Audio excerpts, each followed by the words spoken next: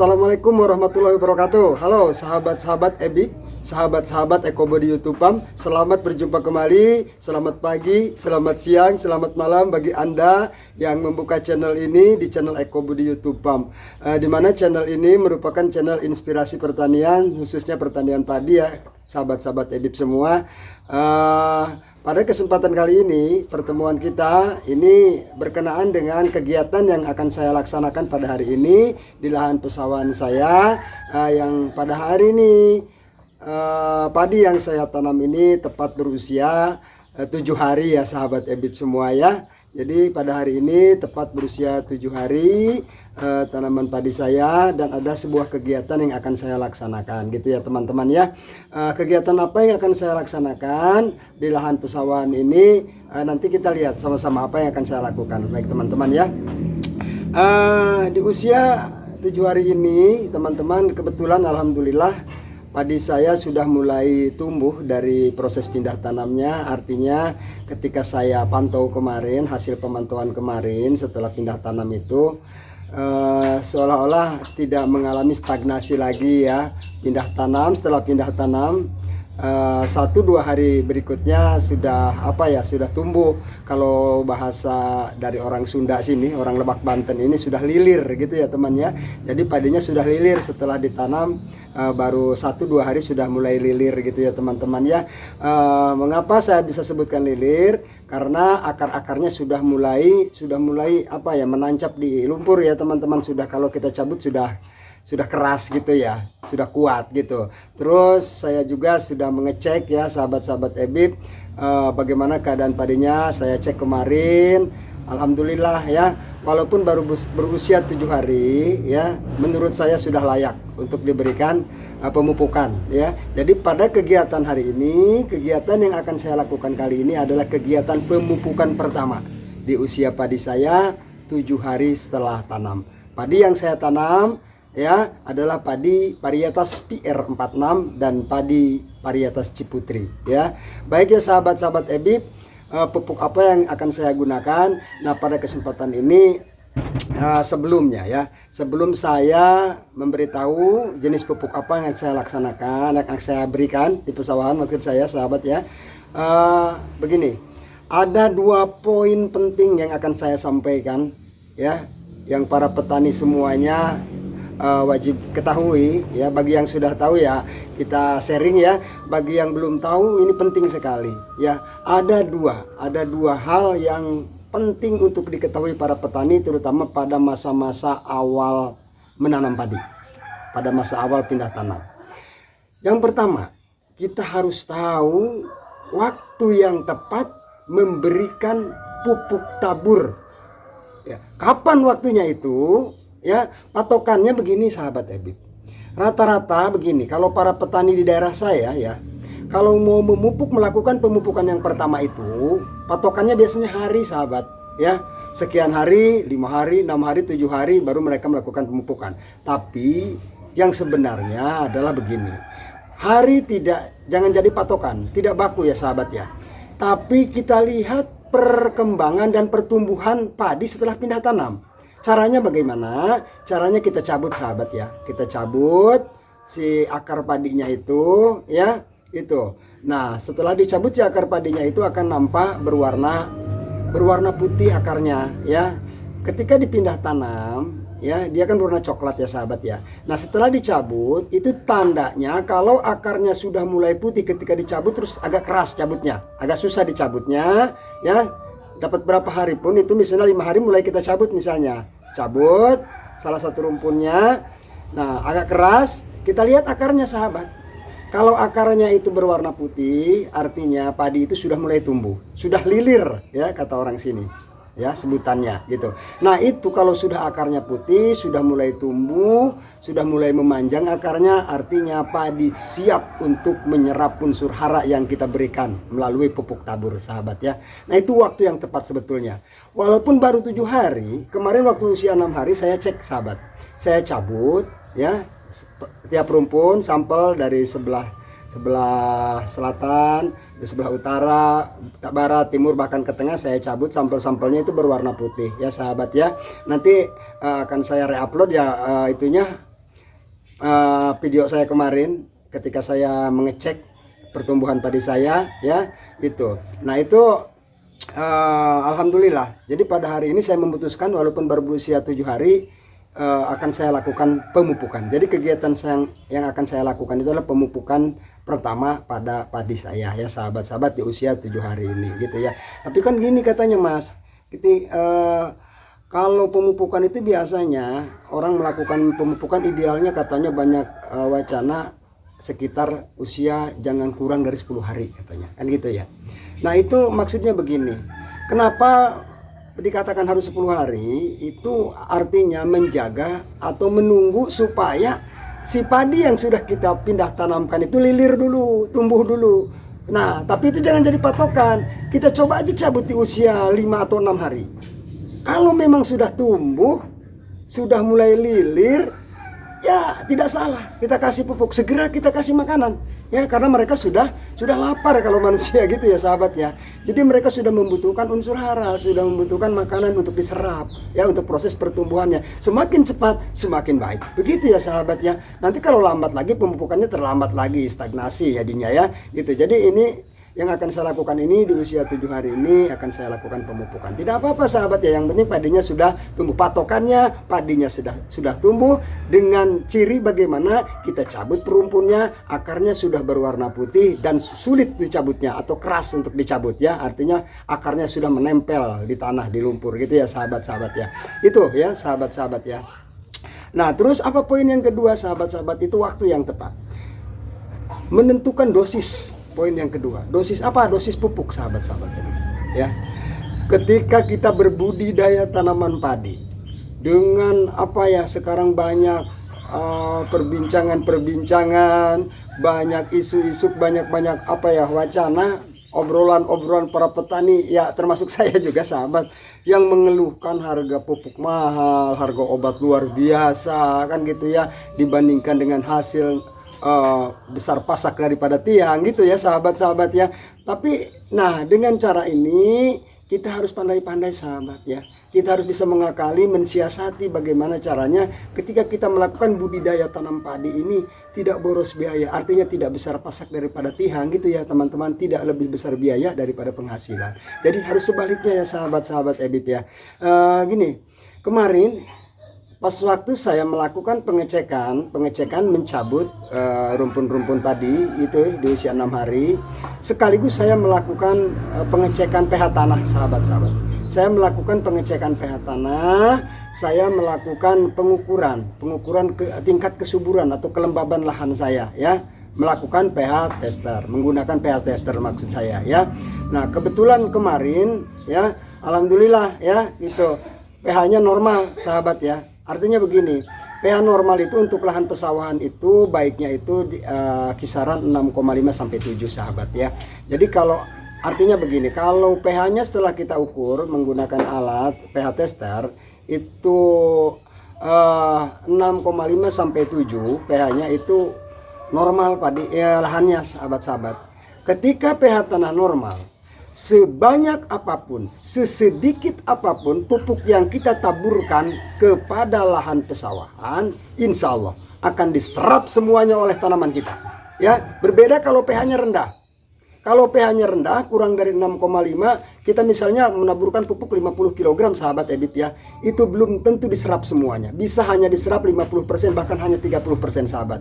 Tapi ketika pH kita ukur, pH tanahnya di lahan pesawahan kita itu 6,5 sampai 7 ya, menunjukkan angka itu di pH-nya, insya Allah walaupun hanya dipupuk sedikit, walaupun hanya dipupuk 10 sampai 20 kilo, insya Allah itu dimakan semuanya ya. Semuanya termakan, semuanya akan terserap oleh tanaman, oleh padi kita. Jadi begitu, penting sekali sahabat-sahabat ya.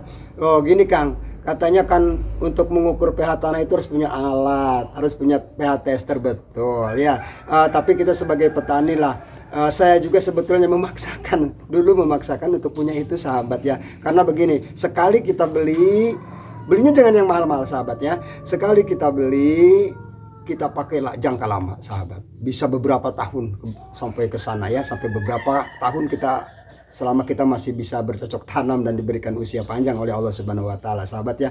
Nah, saya juga waktu itu beli yang murah, sahabat ya, tapi akurasinya sama ya, sama itu dengan yang mahal.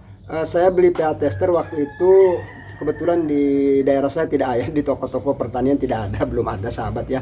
Saya beli di online shop waktu itu, harganya sekitar kurang lebih 200 ribuan lah ya gitu ya. pH tester itu kurang lebih 200 ribuan ya. Seperti apa pH testernya, sebentar ya sahabat ya.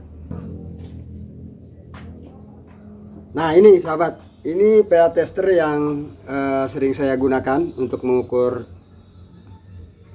pH tanah di lahan pesawahan saya. Ini bisa digunakan di pesawahan, di perkebunan juga boleh, sahabat-sahabat ya. Ini ya. Nah ini ada tuh ya sahabat ya, mungkin ya kurang jelas karena efek cuaca. Nah ini ya, itu. Ini jarumnya kan menunjukkan di angka 7, artinya di angka normal, sahabat. Nanti setelah kita tancapkan di lahan ya, sahabat, kita tancapkan sampai mana? Sampai batas ini ya, sahabat ya. Kita tancapkan sampai batas ini. Nah ini kita diamkan selama kurang lebih 10 menit. Nanti si angka ini akan bergerak, sahabat-sahabat ya. Kalau nanti biasanya bergerak ke bawah dulu, kalau normal naik lagi dia ke atas. Kalau ke bawah tidak balik lagi, itu berarti pH-nya rendah, sahabat-sahabat ya. Nah ini yang saya gunakan seperti ini, harganya kurang lebih 200 ribu, kurang sedikit lah, sahabat-sahabat ya. Tapi ini kegunaannya jangka lama, alhamdulillah ini awet juga karena ini dari besi juga ya, aluminium ini ya. Kalau ininya besi ya, besi atau baja saya juga nggak tahu, tapi yang ininya jelas kuningan atau tembaga ya, sahabat ya. Nah ini penting sekali untuk kita miliki, baik ya. Ini namanya soil pH moisture thermometer ya, itu ya. Ini untuk mengukur tingkat kelembaban ya, gitu. Tingkat kelembaban lahan pesawahan kita, namanya pH tester. Nah setelah saya ukur kemarin, alhamdulillah lahan pesawahan saya ada pada angka 7 pH-nya, artinya normal. Dan insya Allah saya hari ini melakukan pemupukan tidak akan banyak-banyak, sahabat-sahabat ya. Lihat nanti dosis pupuknya seperti apa di lahan 1200 meter persegi. Baik sahabat-sahabat EBIP ya, itu cara menentukan dosis pupuk. Buat apa banyak-banyak kalau tidak diserap oleh tumbuhan, teman-teman ya. Intinya seperti itu. Lebih baik kita berikan sedikit tapi semuanya terserap, termakan oleh tumbuhan padi kita. Baik ya teman-teman, kita lihat nanti bagaimana saya akan mengemik apa saja jenis pupuk yang akan saya gunakan pada pemupukan pertama ini. Baik ya teman-teman ya.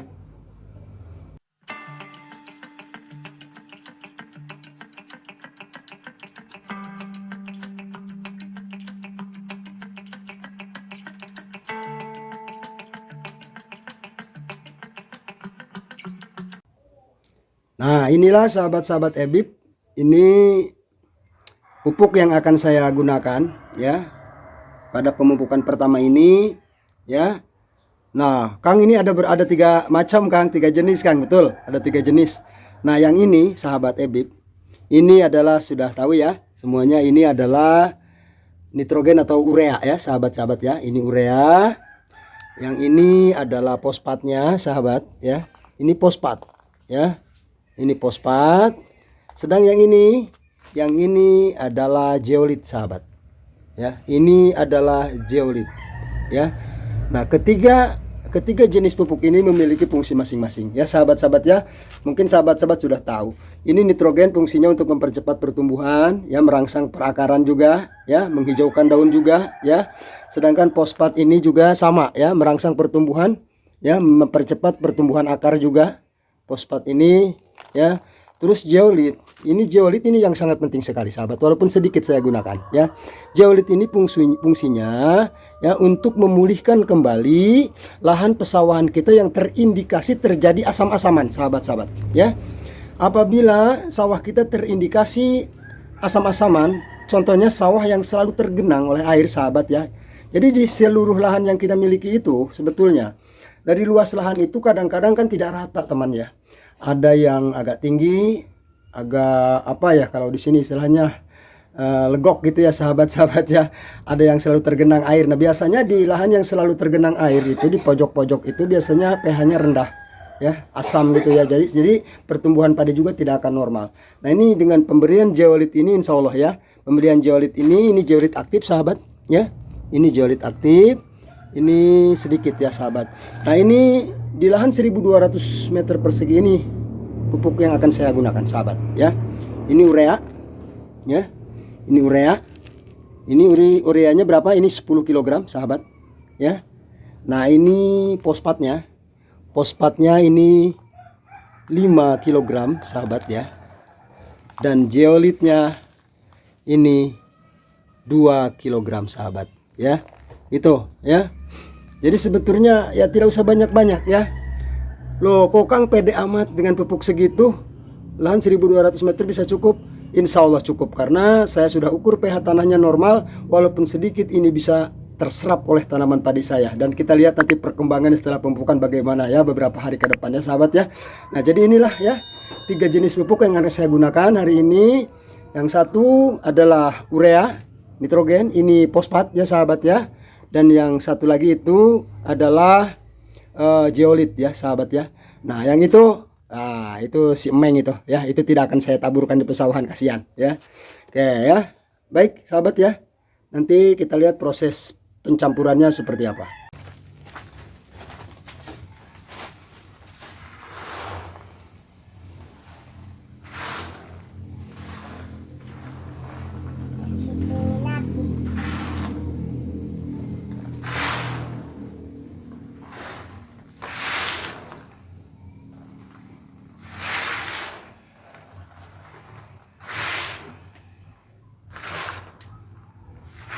Asmeng, asmengnya.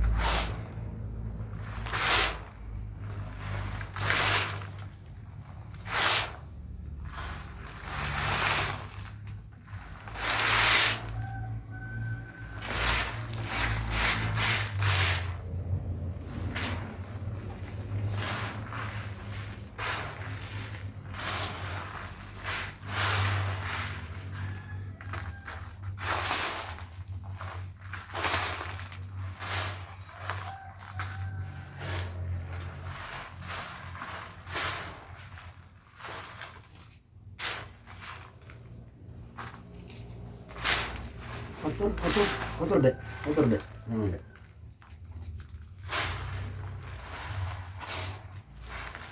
Kaki bapak.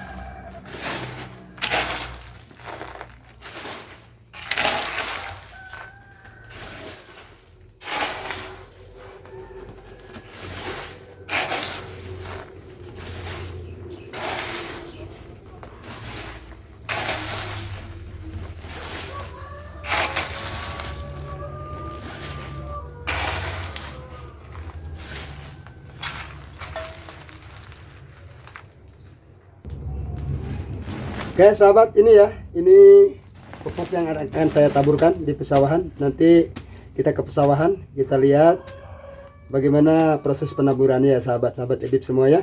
Oke, sekarang saya akan kemas dulu, saya akan berangkat dulu ke sawah ya sahabat ya. Baik, kita lanjut nanti di pesawahan.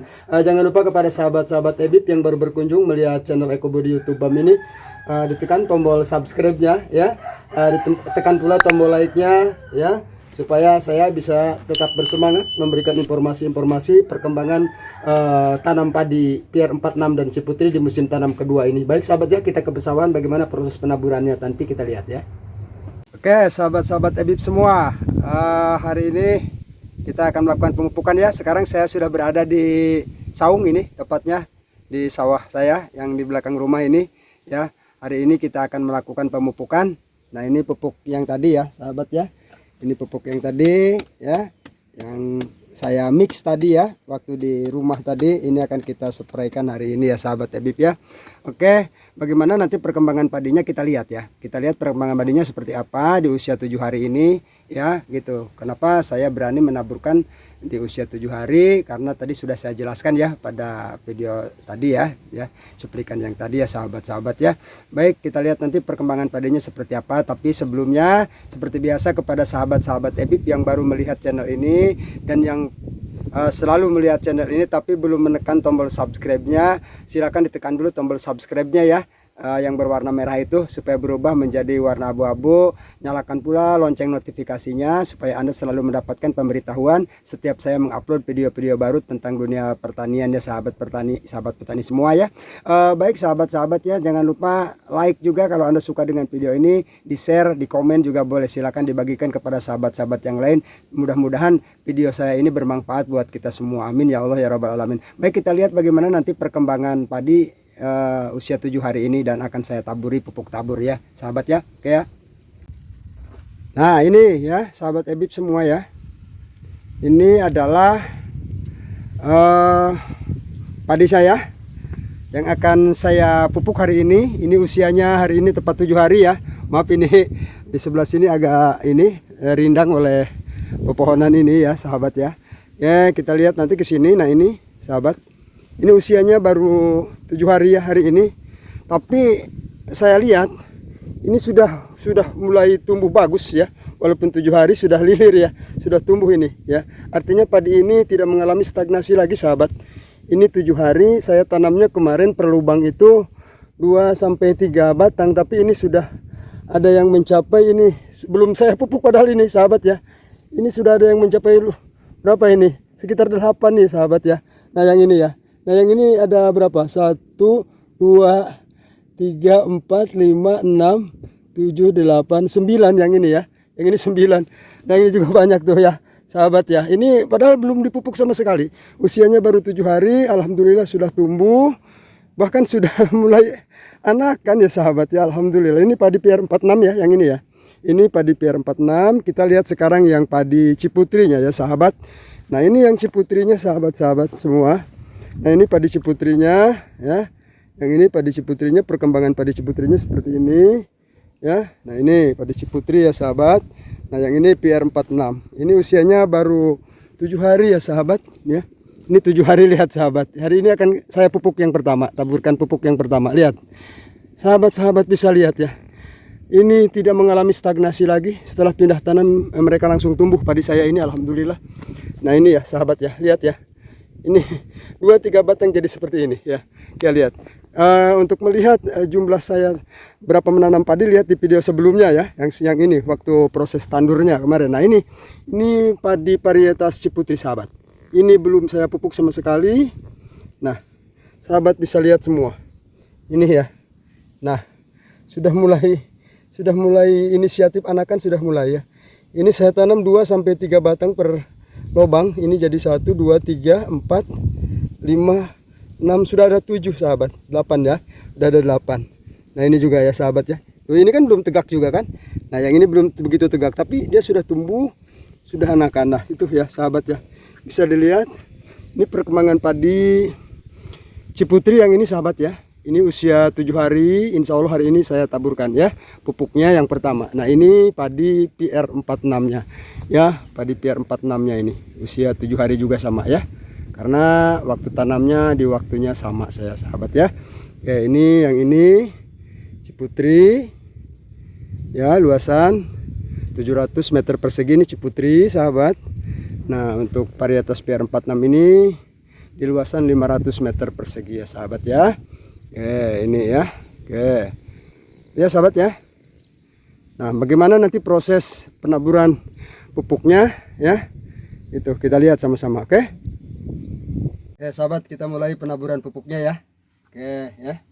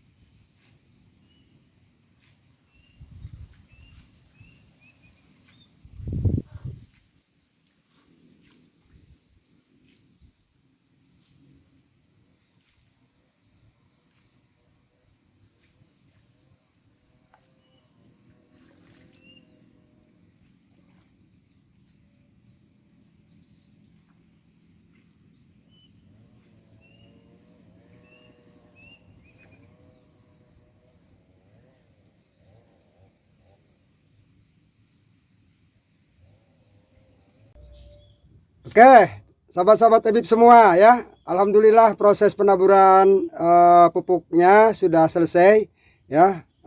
Nanti kita lihat perkembangannya ke depan seperti apa ya. Kita lihat nanti 5 sampai 7 hari ke depan lah, seminggu setelah penaburan pupuk ini perubahannya seperti apa ya. Mudah-mudahan nanti perkembangannya baik, bagus ya teman-teman. Bagi sahabat-sahabat Ebib yang kebetulan pada musim tanam kedua ini juga sama dengan saya, menanam padi PR46 dan Ciputri, kita pantau sama-sama bagaimana perkembangannya. Kita lihat nanti bagaimana jumlah anakannya. Oke ya sahabat ya. Baiklah, akhirnya sampai di sini saja video yang dapat saya sampaikan. Mudah-mudahan bermanfaat buat kawan-kawan semua, para petani di Indonesia semua. Mudah-mudahan usaha kita, ikhtiar kita semuanya mendapatkan ridho dari Allah Subhanahu wa taala, ya dikabulkan keinginan kita, hasilnya dilimpahkan, dibarokahkan. Amin ya Allah ya rabbal alamin. Baik sahabat-sahabat Ebib, tak lupa sebelum saya mengakhiri video ini, bagi sahabat-sahabat Ebib yang baru melihat dan belum pernah menekan tombol subscribe-nya, mohon dibantu ya, bantu ditekan tombol subscribe-nya yang di sebelah sini tuh ya, yang berwarna merah. Ditekan sekali, nyalakan pula lonceng notifikasinya agar saya bisa selalu memberikan pemberitahuan kepada Anda apabila saya mengupload video-video terbaru dari saya. Baik ya sahabat Ebib ya, mungkin hanya itu yang bisa saya sampaikan. Billahi taufiq wal hidayah. Assalamualaikum warahmatullahi wabarakatuh.